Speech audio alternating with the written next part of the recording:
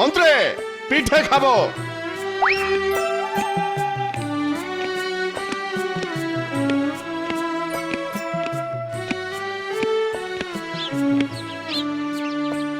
আরে নে নে নে, জলদি জলদি হাত চালা, ওদিকে রাজামশাই যে থালা পেতে বসে আছেন। আরে বাবা, যেমন তেমন করে পিঠে বানালে তো হবে না। রাজা কাক্কা বক্কা পিঠের ভোজ দিচ্ছে বলে কথা। হ্যাঁ, যা বলেছিস, তবে খাবে কি? সবাই তো গন্ধ শুকেই পেট ভরিয়ে ফেলবে মনে হচ্ছে। তাই বটে। পাটিসাপটা, ক্ষীরপুলি, ভাপা পিঠে, কোনটা ছেড়ে কোনটা খাবে?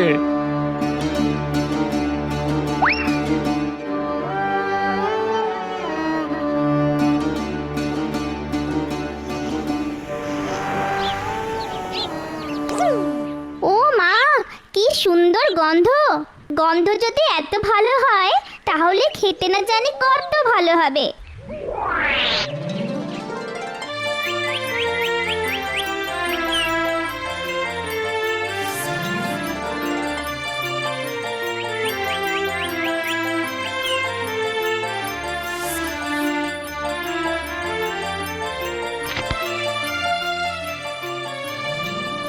টুনিটা আবার এখানে এসে উকি ঝুঁকি মারছে কেন?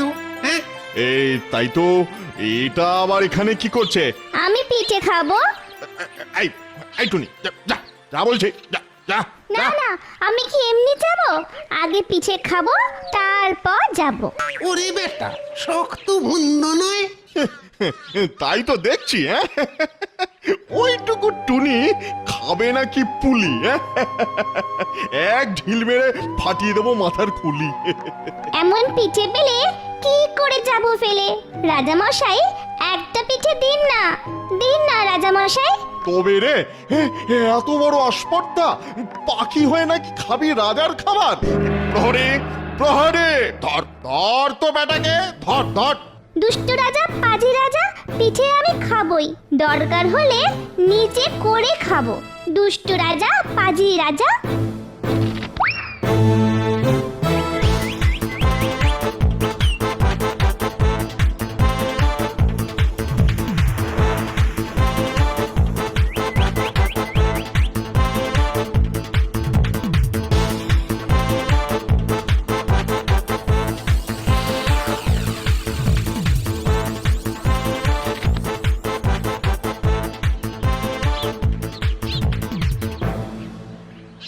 ওহ, খুব বাঁচান বেঁচেছি এই যাত্রায়।